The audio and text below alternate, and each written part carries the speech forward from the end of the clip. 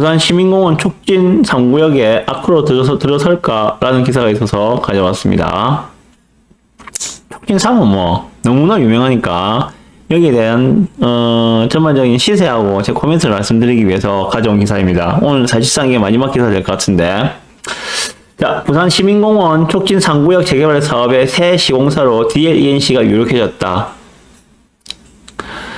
촉진 3구역 조합은 지난 29일, 9월 29일이겠죠. 시공사 선정 입찰을 마감한 결과 DLENC 단독 응찰했다고 합니다. 그래서 앞서 8월달에 1차 입찰에서도 DLENC가 단독으로 입찰했는데 복수로 경쟁을 해야 된다는 청구안이 있었겠죠. 그래서 유찰시켰고 2차를 했는데 2차에도 DL만 들어왔어요. 그러면 그 다음부터는 DL하고 수의 계약이 가능하죠. 그죠?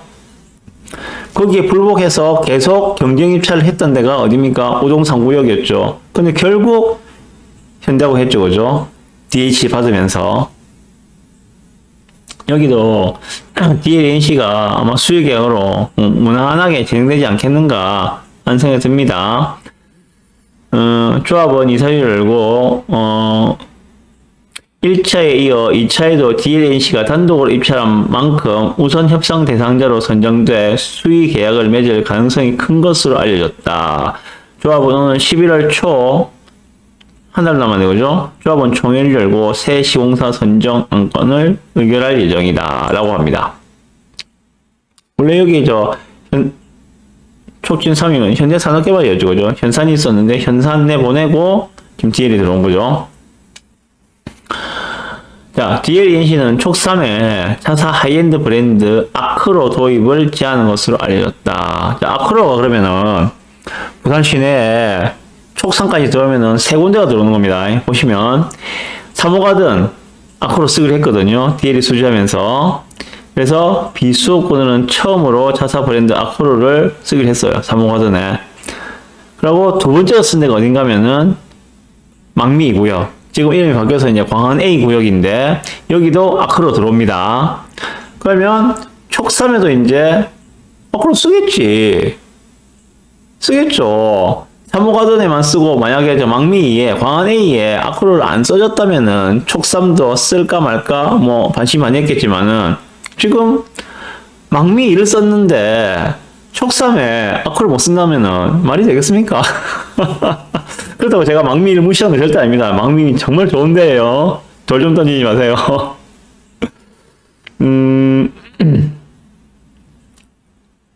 자, 그렇습니다. 촉3은 17만 스퀘어, 약 18만 스퀘어죠, 그죠? 18만 스퀘어에 3,500세대, 3,550세대.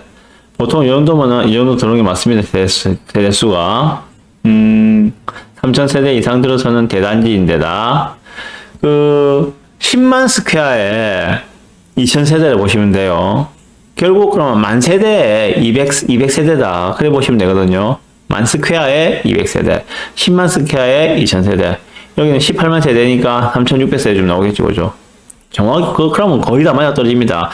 면적과 세대수 계산할 때 상업지역이 아니죠, 그죠? 일반 주거지역일 때, 2종이나 3종일 때는 그렇게 계산하면은 안 틀립니다.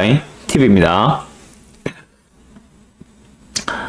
네, 그리고 뭐 그렇답니다.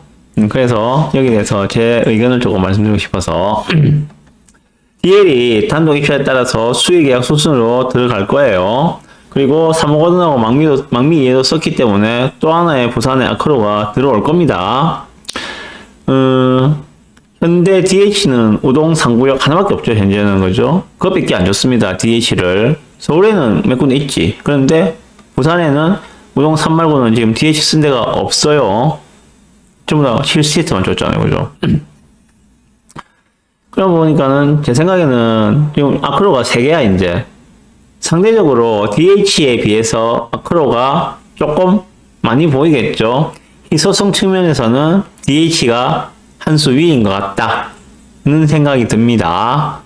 그리고 제가 촉3에 저 매물대를 좀 조사를 해봤습니다. 조사를 해보니까 최근에 나온 매물 중에 좀 싸다고 생각되는 거 31평짜리 단독주택, 물론 공시가를 모르기 때문에 제가 정확하게 이 어느 정도 가격, 뭐 프리미엄 퍼터니지는 제가 정확하게 모르겠습니다. 대략 예상을 해보건데, 이 매매가가 8억이었어요. 31평짜리 단독주택, 촉삼에 31평짜리 단독주택 매매가가 8억입니다. 그 정도라면은 P가 7억대가 무너졌다고 보시면 돼요.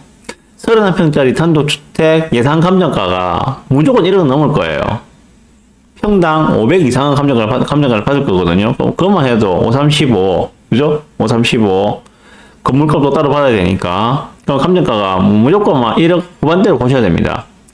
그런데 매매가가 8억에 나왔다는 이야기는 지금 촉3의 P가 7억이 무너졌다.